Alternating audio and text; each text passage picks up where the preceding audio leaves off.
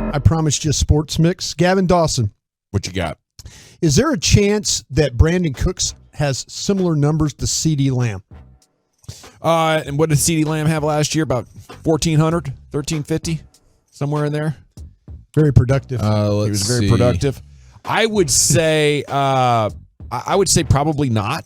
That was 1,359. Probably not. I'm thinking 1,050, 1,100, something like that. It's a pretty big difference in my mind from where CeeDee Lamb is to Brandin Cooks. I think Cooks is a really good player, and he's going to have a good season for the Cowboys. But no, I wouldn't be looking for two guys who are going to be like in the top 8 in receiving yards for the entire league, especially with how much this team's going to run. Chief. Yeah, I would expect CeeDee Lamb to be well over 1,000 yards and Brandin Cooks to be about 1,000 yards. So I think CeeDee Lamb he'll have hundreds more yards and a few more touchdowns. Zachary. I'm going to say no. I think CeeDee Lamb's going to put himself into the top 5 conversation this year. I think Cooks is going to also have 1,000 yards. I do. But no, I don't think he gets close to what CeeDee is going to put up. I think he'll definitely be the leading receiver. I'll come back to you on this one, Chief. Is this the final season we see for Dan Quinn? Oxy's going to go get that headman job somewhere. I'll say no. I think Dan Quinn, either he stays as DC or he ends up as the head man here. I don't think he's going anywhere. I don't think Jerry's going to let it happen. Zachary. I think this will be the last season that he is not the head coach of the Dallas Cowboys. Yeah. I think he will be the head coach next year. So, yes, it'll be the last year of him as the defensive coordinator. Oh, this is going to go great for Mike McCarthy. Even if it doesn't, Jerry will still squint and prefer him because he makes it easy. He makes it easy on Jer, and he just keeps making the playoffs. So I don't see Jerry Jones moving away from that. And if you lose Dan Quinn, it'll be sad. But, they're coming for him, and Dan Quinn has shown he's willing to stay. This isn't the year where things fall apart for the Cowboys. Maybe if they have some bad drafts and this offensive line gets really old, then that could happen. But this team is still set up to win enough to keep Mike McCarthy in that seat. Kind of feel like that Dan will end up somewhere else.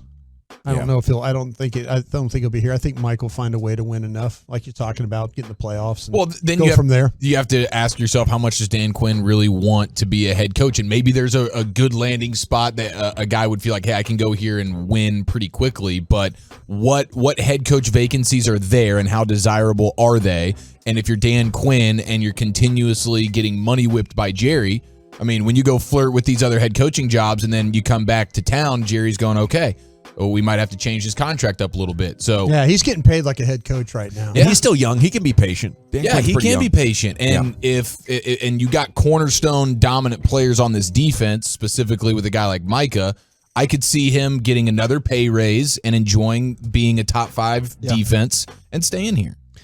Zach. Give it to me. Sam Williams will become the second best defender on the Cowboys squad. Defender, I'm going to say no. I don't think he will be the second best defender. He might be the second best pass rusher. I still think I really like what they've got going with the safeties. Curse, I think, has moments that he flashes. I love Bland. I think Bland's going to step up and have a really strong year. Gilmore and Diggs. I just think there's a lot of good defenders on this team, but I think he very likely could be the second best pass rusher, but not the second best overall defender. Yeah, he's got every trait that you'd want. I think he puts it all together this year. I think he's going to be one of the most feared pass rushers in all of the NFL. And Diggs is, a boomer bust corner. I think that's the only guy that's going to challenge what Sam Williams is going to do to this NFL coming up this year. It's probably an overstatement to say he will end up being the second best player, but I do think in terms of splash plays and just big play moments, I think he will be in the top 2 on your defense outside of Micah. So I am expecting a huge Sam Williams year. I don't know that he'll necessarily be the second best player on your defense. Well, who is that great beyond Micah? Everybody else is like a 7 out of 10. Well, you're talking about potentially Diggs, right? You're talking about not me personally, but I'm sure most people, yes. Yes, Diggs had an All-Pro year, so he's in that conversation. Gilmore, Van Der Esch.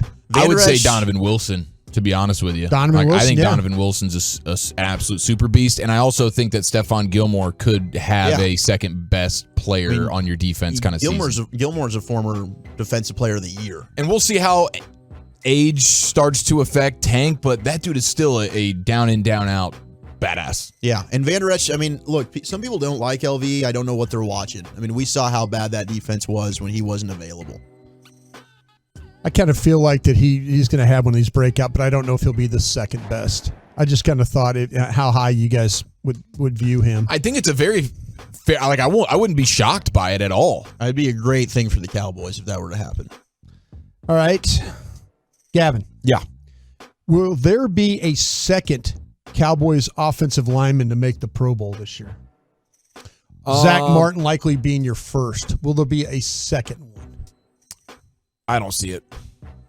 I don't see it. I guess if Tyron Smith stayed healthy, there's a lot of good tackles. And, I think Tyler Smith is a good athlete. He exceeded my expectations in year one, but exceeding expectations and being one of the top tackles in football, I think there's a huge gap in there, and I don't know if he'll ever get there.